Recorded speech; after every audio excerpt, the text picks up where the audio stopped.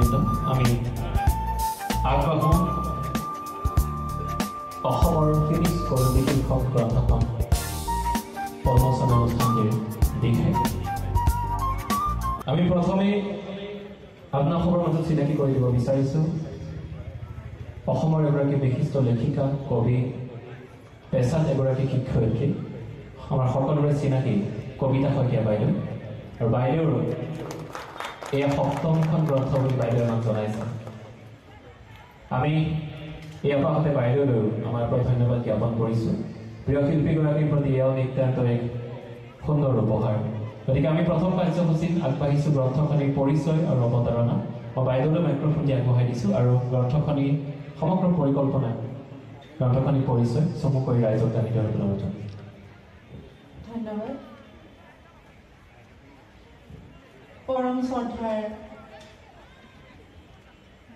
হিয়াৰ আমঠু জুবিন গাৰ্গদেৱৰ জন্মদিনত আজি জুবিনময় হৈ পৰা তেজপুৰৰ অনুৰাগীসকল, আমি আপোনালোক সকলোকে প্ৰণাম জনাইছোঁ।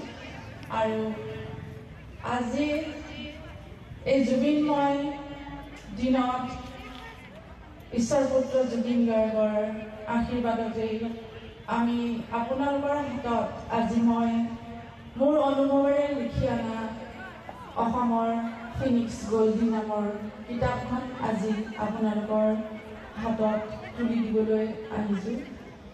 কি ক'ম, জুবিন গাৰ্গৰ বিষয়ে ক'বলৈ ভাষা নাই।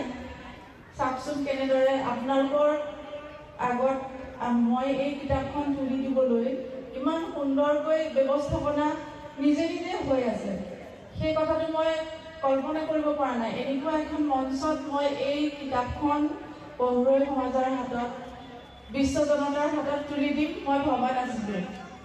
আৰু আজি সেইটো তেখেতৰ আশীৰ্বাদতে সম্ভৱ হৈছে বুলি মই ভাবিছোঁ। কাৰণ সকলো জুবিনৰ অনুৰাগী সকলোৱে জুবিন দাক ইমানেই ভাল পায়, সেই ভাল পোৱাৰ ফলশ্ৰুতিতে আজি হয়তো মোক তেখেতৰ আশীৰ্বাদেৰে পুষ্ট কৰি এই গ্ৰন্থখন লিখি উলিয়াবলৈ সহায় কৰিলে।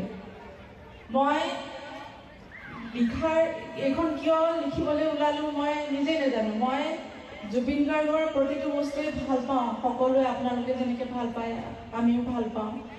সেইদিনা মই তেজপুৰতে আছিলোঁ, যিদিনা সেই দুখৰ খবৰটো আহিছিল আৰু মোৰ পেহা পদ্ম শইকীয়া দেৱে মোক ফোন কৰি ক'লে, আইজনী জুবিন গাৰ্গ আৰু নাই, মাইনাই সিফালে শিলচৰত কান্দি কান্দি অৱস্থা নাইকিয়া হৈছে। তেতিয়া মোৰ কাৰণে সেইটো বৰ আচৰিত ঘটনা। কাৰণ অকণমান আগত জুবিন গাৰ্গৰ যিটো বিজ্ঞাপন দিছিলে যে মই নৰ্থ ইষ্ট ফেষ্টিভেলৰ কাৰণে আহি আছোঁ, আপোনালোকে চাই থাকিব, এনেকৈ বুলি যিটো বিজ্ঞাপন চালোঁ, চোৱাৰ পিছত সেই খবৰটো পাই মই চক হৈ গৈছিলোঁ। তাৰপিছত আপোনালোকে সকলোৱে অনুভৱ কৰিছে কি পৰিস্থিতি হৈছিল। আৰু সেই পৰিস্থিতিৰ মাজতে অনুৰাগীসকলে আগবঢ়াই দিয়া বিভিন্ন ধৰণৰ যিবোৰ ক্লিপ আছিলে, লিখা আছিলে, ফটো, সাক্ষাৎকাৰ শ্বেয়াৰ কৰিছিলে, সেইবোৰ চাওঁতে চাওঁতে সকলো জুবিনময় হৈ আছিলে। আৰু আমি সকলোৱে শুব পৰা নাছিলোঁ, খাব পৰা নাছিলোঁ। আজিও সেই অনুভৱ। মই এই কথাখিনি কওঁতে কিমান আৱেগিক হৈছোঁ আপোনালোকে দেখিছে বা আপোনালোক সকলোৱে আৱেগিক হৈছে। সেই আৱেগটো মই ভাবিলোঁ যে আজিৰ এই আৱেগটো মইতো আৰু অলপ দিনৰ পিছত সময় বাগৰাৰ লগে লগে আমি পাহৰি যাম। সেইবাবে মই সেই অনুভৱখিনি মৃত্যুৰ দিনাৰ পৰা মানে যেতিয়া জুবিন গাৰ্গৰ নশ্বৰ দেহ আহি বিমানবন্দৰত পাইছিলি, গুৱাহাটী পাইছিলি, সেইদিনাখনৰ সেই অনুভৱখিনি লৈ আৰু তাৰ পৰা ৰৈ বিনালে মুক্তি হোৱাৰ সময়লৈকে সেই সময়খিনিক উপলব্ধি কৰি তেওঁৰ সত্তাটোক মই বিশ্লেষণ কৰি এই কিতাপখনত 20টা চেপ্টাৰ কৰি লিখি উলিয়াইছোঁ। মই এইখন পঢ়িলে বাৰে বাৰে সেই অনুভৱটোতে গুচি যাম, যি অনুভৱ আমি কৰিছিলোঁ সেই সময়ত। গতিকে মই ভাবোঁ আপোনালোকেও মোৰ দৰে এই কিতাপখন পঢ়ি সেই অনুভৱটোতে গুচি যাব। আৰু লিখি ইমান খৰতকীয়াকৈ লিখি উলিয়ালোঁ। আৰু গুৱাহাটীত ৰিদি বৰ্মন বুলি এগৰাকী মহালক্ষ্মী প্ৰিণ্টাৰ্ছৰ যিগৰাকী ব্যক্তি আছিল, তেখেতে মোক এইখন বিক্ৰী কৰি দি খুব কম সময়ৰ ভিতৰত তেখেতে ক'লে যে সোনকালে উলিয়াওক, কাৰণ জন্মদিন আহি আছে, জন্মদিনত প্ৰকাশ কৰিলে ভাল হয়। আৰু যেতিয়া মই মোৰ ভাতৃ অনিৰুদ্ধ শইকীয়াৰ লগত কথা পাতিলোঁ, আৰু মোৰ ভাতৃৰ অনিৰুদ্ধ শইকীয়াই তেতিয়া এই ছ'চিয়েলিষ্ট, তেজপুৰ ছ'চিয়েলিষ্ট জুবিন ফেন ক্লাব যিটো আছে, সেই ফেন ক্লাবৰ সদস্য তথা সম্পাদক ছ'চিয়েলিষ্ট অৰ্গেনাইজেশ্যন তেজপুৰ জুবিনিয়ান বিষ্ণু শৰ্মা দেৱৰ লগত মোক পৰিচয় কৰাই দিলে, আৰু মই কথা পাতিলোঁ। তেখেতে ক'লে যে আপুনি এইটো জন্মদিনৰ দিনাখন কৰিলে ভাল হয়, আৰু মই উৎসাহিত হ'লোঁ। তাৰপিছত আমি কামত লাগি গ'লোঁ।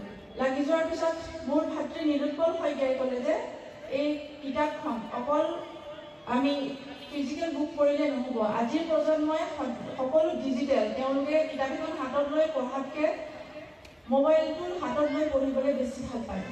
সেইবাবে তেওঁৰ প্ৰচেষ্টাতে AI অসমলৈ তেওঁ যিটো AI ৱেবছাইটৰ লগত কাম কৰি আছে, তেওঁ ক'লে যে মোক যে এইখন ডিজিটেল বুক কৰা যাওক। তেতিয়া আমি দুয়ো ডিজিটেল বুকৰ কনচেপ্টটো লৈ কাম কৰিলোঁ, আৰু আজি আপোনালোকৰ হাতত আমি ডিজিটেল ভাৰ্চনটো আপোনালোকৰ হাতত দিম, আৰু খুব কমকৈ আমি ফিজিকেল ভাৰ্চনটো উলিয়াই আনিছোঁ, সেইটো আপোনালোকক দিম। মই ভাবোঁ যে নতুন প্ৰজন্মই এইখিনি পঢ়ক, ভৱিষ্যতে জুবিন গাৰ্গ কি আছিল, তেওঁ এটা বৃহৎ সত্তা আছিল, আৰু সেই সত্তাৰে বিখৰিত হৈ পৰা এই আমাৰ অসমবাসীক এটা যিটো শংকৰদেৱে কৰি গৈছিল, একতাৰ বান্ধোনেৰে বৃহত্তৰ অসমবাসী, অসমীয়া জাতিটো গঢ়ি থৈ গ'ল, সেই মহাপুৰুষজনক আমি উপলব্ধি কৰিব পাৰিম। আমাৰ পিছত যাতে বহু দিনলৈকে, বহু যুগলৈকে এই সত্তাটোক বহন কৰি লৈ যাওক এই সাহিত্যৰ যোগেদি, আৰু আমি তেখেতৰ যিখিনি সৃষ্টি সেইখিনি বিশ্ব দৰবাৰলৈ নিবলৈ যত্ন কৰিম। তেওঁৰ সৃষ্টিখিনি আমি সুন্দৰকৈ সংৰক্ষণ কৰি, আৰু সেইখিনি আমি ইংৰাজীতে ট্ৰান্সলেট কৰি বিশ্ববাসীৰ হাতত আমি তুলি দিব লাগিব। কাৰণ জাতি ধৰ্ম নিৰ্বিশেষে তেওঁ শান্তিৰ গান গোৱা, আৰু এই যিখন পৃথিৱীত বৰ্তমান যুগত বোমা বাৰুদৰে কথা পাতে, ইখন দেশে সিখন দেশৰ লগত শান্তি সম্প্ৰীতিৰে আলোচনা নকৰে, গুলি আৰু বাৰুদৰে কথা পাতে। আমি দেখিছোঁ ইউক্ৰেইনখন ইমান সুন্দৰ দেশ আছিল, কেনেকৈ ধ্বংসৰ কৰা হ'লে ঠেলি দিলে, এতিয়া নিঃশেষ হৈ গ'ল তাৰ মাজত। এই সমস্তখিনিৰ পৰা ব্যতি কমি আছিল আমাৰ জুবিন দা, যি নেকি পশু পক্ষী সকলোৰে মাজত একাত্ম হ'ব পাৰিছিল।